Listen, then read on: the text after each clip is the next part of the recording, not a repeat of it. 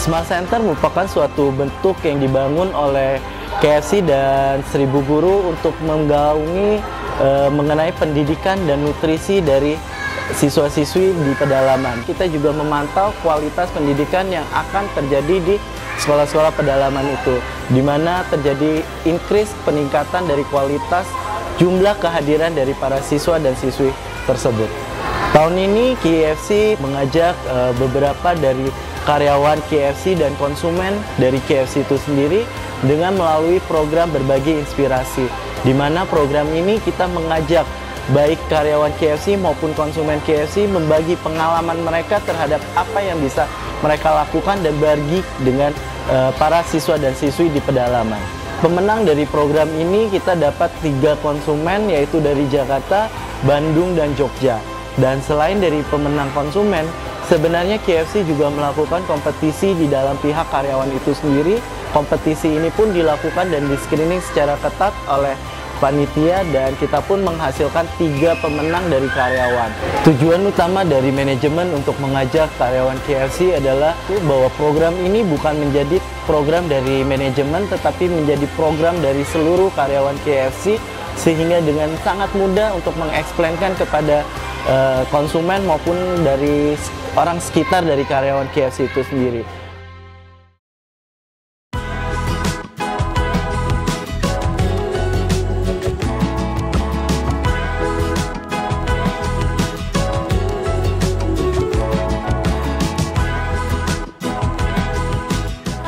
Pagi, sekarang aku udah sampai nih di airport Terminal 3 Soekarno-Hatta. Nah, sekarang jam 4 pagi, aku pengen menuju ke Sumba. Sekarang aku pengen ketemu temanku pemenang yang lain dari KFC. Ikut aku yuk.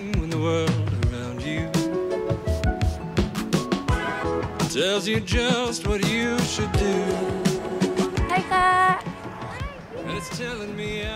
Halo. Hai Ji, kenalin, ini namanya Kak Sehat. Dia pemenang lain juga dari Seribu Guru menuju Sumba. Gimana, macet tadi? Enggak, kan masih pagi Kak. Oh, naik apa? Naik mobil dianterin kakak. Oh. Kakak gimana? Tadi naik taksi online. Oh iya.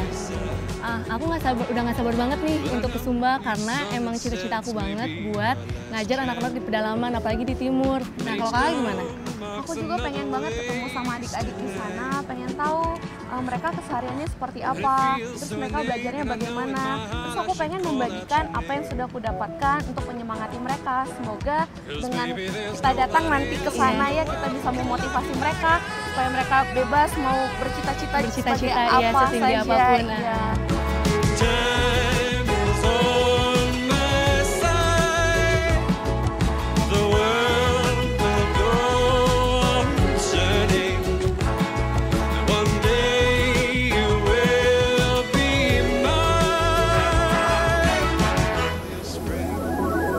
But for now, the dust and the rocks and the bones will sing. I'm coming for you, time is on.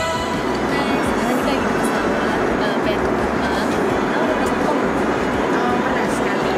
Nah, habis itu baru nih kita transit ke Tambolakan.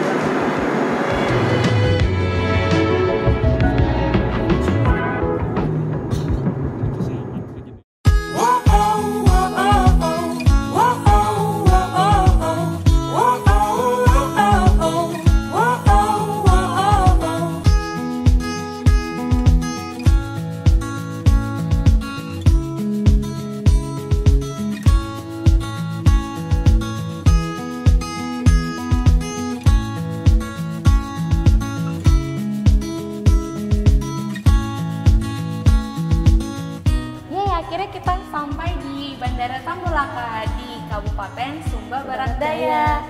Dian udah pernah belum ke Tambolakan? Belum. Baru pertama kali ya? Iya. Terus tadi kayak ngeliat dari pesawat, bagus banget gitu, kayak pantainya bener-bener putih dan biru iya, gitu. Iya. Kakak udah pernah ke Sumba belum? Belum, sebenarnya aku tuh pengen banget ke Sumba, dan tahun ini tuh sebenarnya aku pengen banget, cuman ya karena banyak hal akhirnya nggak bisa. Karena aku menang KFC berbagi inspirasi, terus itu senang. Iya, akhirnya ke Sumba. Oh iya, kita juga sambil nunggu satu teman kita dari Jogja, sesama pemenang KFC berbagi inspirasi. Jadi nanti kita akan ketemu sama dia, ketemu di hotel, baru kita di sini istirahat. besok kita akan pergi menuju nih adik-adik ke sekolah.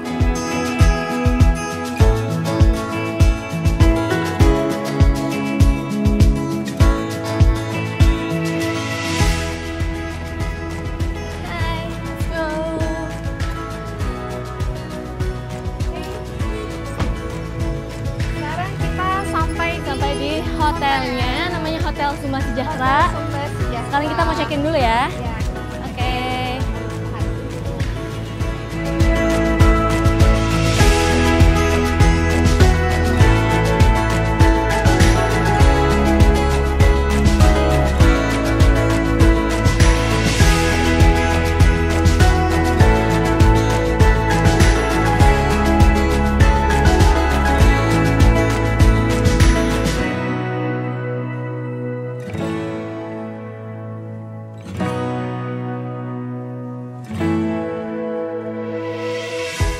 Sekarang kita baru banget selesai makan siang. Seperti yang tadi kita udah bilang, ada satu teman kita lagi dari KFC Berbagi Inspirasi. Namanya Kak Acan, dia dari Jogja. Makanya baru ketemu, soalnya kita dari Jakarta kan. Nah, mana ya Kak Acan ya? Oh ya Kak, hai Kak Acan. Sini Kak Acan. Udah lama? Udah. Ya, Acan. Dian. Abis ini pada tahu nggak kita mau kemana?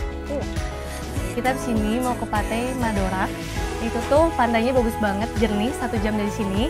Nah, habis itu kita namanya ke Danau Waikuri. Nah, itu tuh Pantai Waikurinya tuh di samping laut gitu, dan itu bagus banget. Nanti kita harus berenang di sana ya. Kalau nggak bisa renang, nanti ada yang tolongin yang lain. Aja. Oke? Ya.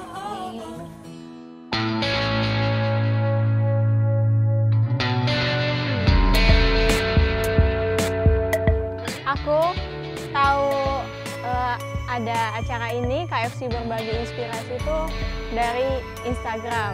Kan kemarin pernah punya pengalaman KKN, terus ada beberapa dokumentasi yang emang lumayan lah bagus. Coba-coba dimasukin, diposting gitu, dikasih hashtag KFC Berbagi Inspirasi, kasih caption yang lumayan mikir sih captionnya, mikir semalaman itu caption. Habis itu kencengin doa kayak gitu, terus ya alhamdulillah dapet ke Sumba. Emang dari dulu sih pengen banget ke Sumba.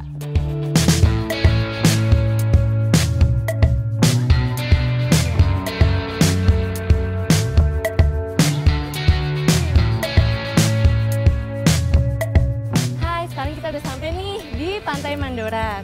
Lihat tuh pantainya bagus banget. Terus di sini juga ada pasir putihnya. Terus di sebelah situ juga ada laut, dan di situ lagi ada pantai lagi. Bagus ya.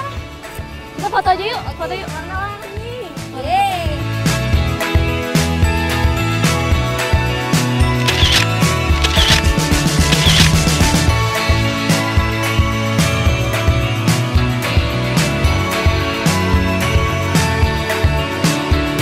Kita udah selesai main di Pantai Madorak.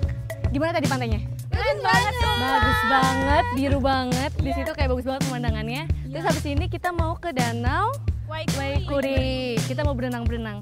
Ikutin kita yuk. Let's go. Jadi kalau aku pengen ikut berbagi inspirasi ini karena emang cita-cita aku itu untuk membagikan pendidikan di seluruh Indonesia, baik di pedalaman ataupun di perkotaan. Nah, untuk di pedalaman tuh aku masih kurang banget pengalaman nih, makanya aku pengen banget yang namanya berbagi pendidikan di pedalaman, khususnya di Indonesia Timur, karena kita tahu kan Indonesia Timur itu kayak sangat tidak terjamah ya. Kalau aku ya sebenarnya ada 2 bidang yang aku tuh cukup terbeban untuk mengerjakan. Iya, yang difokusin gitu Ya, ya. yang pertama itu memang ekonomi sesuai sama pekerjaan. Terus yang kedua itu pendidikan. Jadi untuk pendidikan itu selama aku bisa punya waktu dan lagi Ada waktu luang untuk ya, sharing lagi gitu ya. sempat gitu ya, itu aku juga ikutan beberapa kegiatan Kegiatan. kelas inspirasi. Terus jadi aku juga pengen men-sharingkan hidup itu nggak selalu mudah gitu, tapi toh kalian bisa lihat kakak juga bisa kok kayak gitu. Jadi pengen menginspirasi mereka. Sama Kacan gimana? Sama sih nggak beda jauh, cuman aku punya pengalaman mengajar tuh pas kemarin KKN. Setelah KKN tuh kayak jadi punya passion di dunia mengajar, kayak rindu kalau misalnya lihat anak-anak, suka rindu pengen ngajarin, kalau misalnya mampir ke toko buku atau toko apa itu lihat-lihat Keinget buku, gitu. iya pengen beli terus kasihin ke anak-anak sana. Terus pas kemarin juga ngajar di sana juga ya ngeliat dengan mata kepala sendiri kalau emang pendidikan di Indonesia tuh belum merata gitu loh. Kebanyakan mereka tuh nggak pede gitu loh. Selalu untuk ngomongnya bercita-cita tinggi iya, gitu ya. selalu ngomongnya aku nggak punya ini, bisa nggak kayak gini. Nah itulah yang mesti ditanamin tuh, harus berani ngambil resiko, semangat.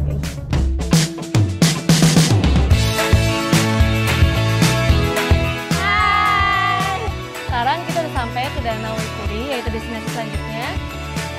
Abis itu kalian mau ngapain? Aku mau foto-foto cantik. Aku mau renang tapi gak bisa renang. Jadi solusinya apa? Aku sih pengen renang, jadi aku pengen ganti baju dulu. Yaudah, see you.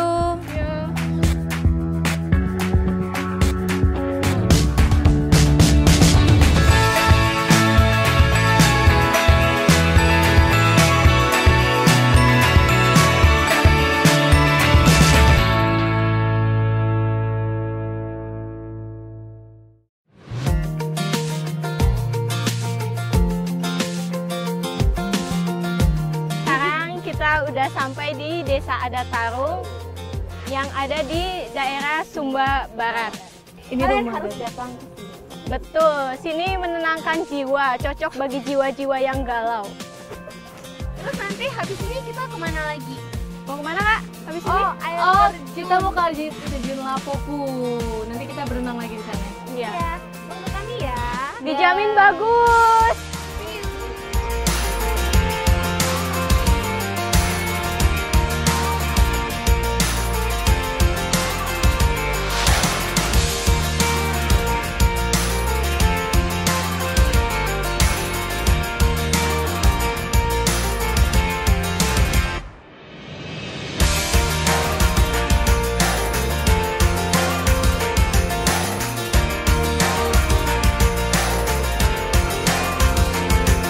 Sekarang kita ada di air terjun Lapopu di air terjun Lapopu, salah satu air terjun yang paling terkenal di Sumba Barat. Nah, ada dia lagi foto-foto. Bisa lihat airnya itu toska gitu, terus jadi airnya juga kenceng banget dan mandi pun wah super banget. Gimana menurut kalian? Sama sejuk banget di sini, bisa buat foto-foto bisa, video bisa, terus bisa buat renang. Tapi kalau yang nggak bisa renang hati-hati di sana ada dalam.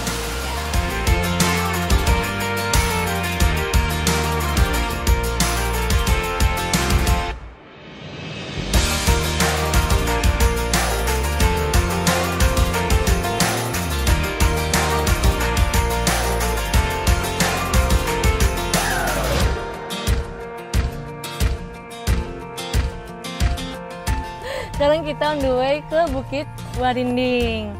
Itu tuh ciri khas Sumba banget. Kalau orang ke Sumba pasti photoshoot di sana, kayak semua orang tuh photoshoot di sana. Itu ritual wajibnya kalau ke Sumba tuh harus ke Bukit Warinding. Warinding. Pakai kain-kain Sumba gitu Iya. ya, yang di IG gitu ya. Instagramable banget.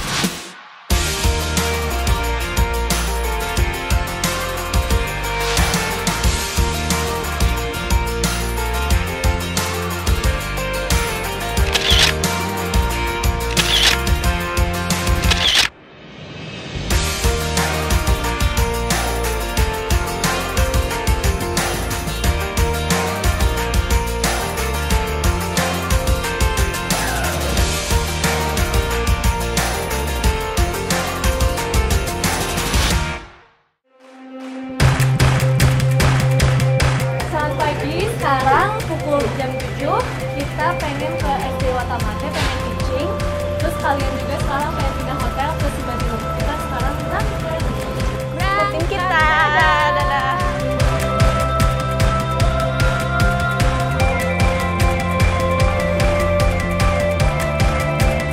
Nah, hari kedua kita ke sekolah dan ternyata sekolahnya itu cukup jauh, dan di sana itu saya mendapati satu potret kehidupan yang belum pernah saya lihat seumur hidup.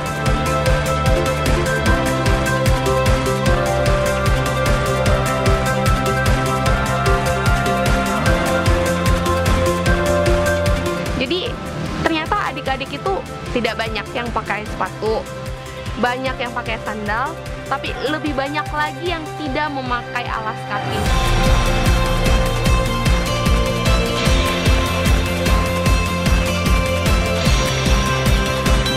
Pertama kita datang, anak-anaknya udah baris, udah mulai nyanyi-nyanyi, udah siap buat nyambut kita. Terus pas begitu lihat sekeliling, cukup prihatin juga, bukan cukup lagi, tapi emang bener prihatin lihat kondisi sekolahnya, bangunan fisiknya, yang kondisi bangunannya masih dari bilik, masih beralaskan tanah, udah gitu mepet banget, ruangannya tuh kecil, satu kelas tuh kecil. Jadi kalau misalnya ngajar dari satu kelas ke kelas sebelahnya tuh mesti kedengeran, jadi suaranya tuh mesti keras banget, mesti perlu apa ya, ekstra kalau misalnya ngomong.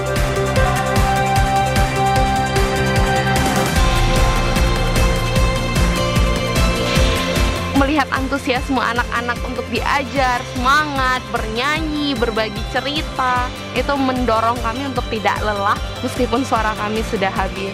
Kita datang, mereka nyambut dengan baik, dengan gembira. Ya itu sih yang bikin termotivasi. Duh, pengen jadi pengajar muda, pengen jadi pengajar muda di pelosok tuh kayak gitu. Lihat anak-anak ceria walaupun dengan segala keterbatasan mereka tuh bikin punya rasa bangga tersendiri gitu loh.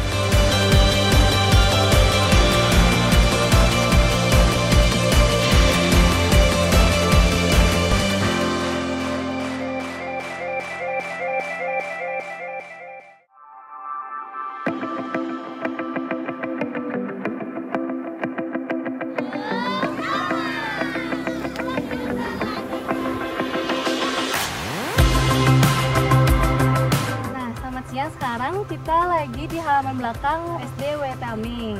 Sekarang udah ada Bapak Simon, Kepala Sekolah SD Wetami. Sekarang kita pengen nanya-nanya nih tentang sekolahnya untuk menceritakan lebih dalam. Mungkin Pak Simon bisa cerita lebih dalam tentang sekolahnya, kapan berdiri sekolahnya, Pak? Terima kasih. Kalau sekolah ini berdiri tahun 2011. 2011. Waktu itu juga saya masih di tempat lain. Saya baru dilantik jadi kepala sekolah ini baru tahun kemarin. Memang berdasarkan informasi dari masyarakat bahwa sekolah ini dia berdiri tahun 2011 atas inisiatif masyarakat. Jadi, atas keinginan masyarakat untuk mendekatkan pelayanan di bidang pendidikan. Mengingat jarak antara SD Wetami dengan asal siswa ini kurang lebih ada yang 5 km, 6 km. Jadi untuk mendekatkan pelayanan di bidang pendidikan, terus masyarakat punya inisiatif sendiri membuka kelas paralel ini, terus sekalian dengan lokasi tempat dibuat gedung ini.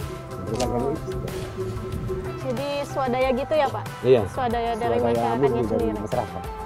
Untuk siswanya sendiri Pak, ada berapa banyak siswanya di sini sama di sana? Jumlah seluruh 233. 233. Sedangkan yang ada di sini ini 126, yang ada di induk 117.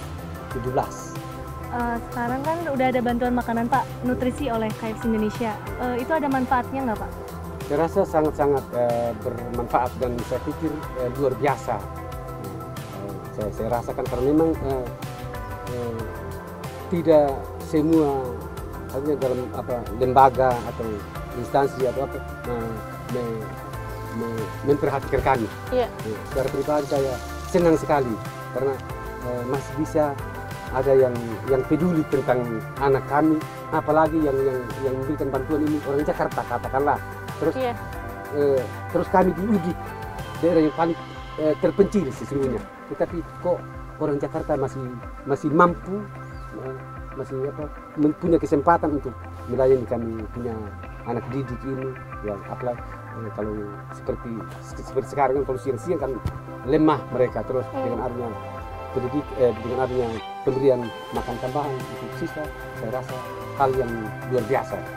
Dengan kehadiran Bapak Ibu dari Jakarta mungkin ada suatu dorongan untuk memotivasi kami, baik kami sebagai guru maupun siswa supaya punya semangat kerja yang baru. Artinya kami guru punya semangat kerja yang baru, siswa juga punya semangat belajar yang yang baru. Tadi kan Bapak udah bilang ya kalau di sini guru dan siswanya juga terinspirasi oleh kedatangan kami.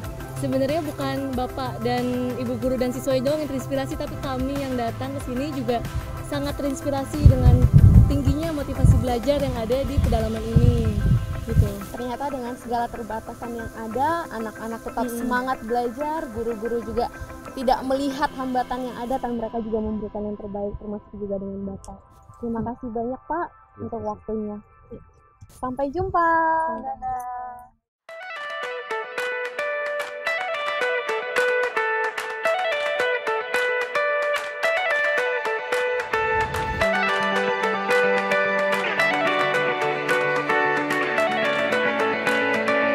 Program ini sangat bagus sekali, baik dari KFC dengan komitmennya untuk berbagi kepada anak-anak di daerah pedalaman, memberikan nutrisi yang mana kita tahu anak-anak di pedalaman itu ya tidak sarapan kalau pergi sekolah. Kadang mereka juga enggan pergi sekolah karena mereka harus membantu orang tuanya di ladang. Jadi dengan adanya program ini, membangun Smart Center, itu akan memotivasi anak-anak untuk pergi sekolah meskipun mereka motivasinya pertama itu untuk mendapatkan sarapan dan orang tuanya juga pasti akan sangat senang sekali, tapi itu bisa membangkitkan semangat mereka untuk pergi sekolah untuk menimba ilmu.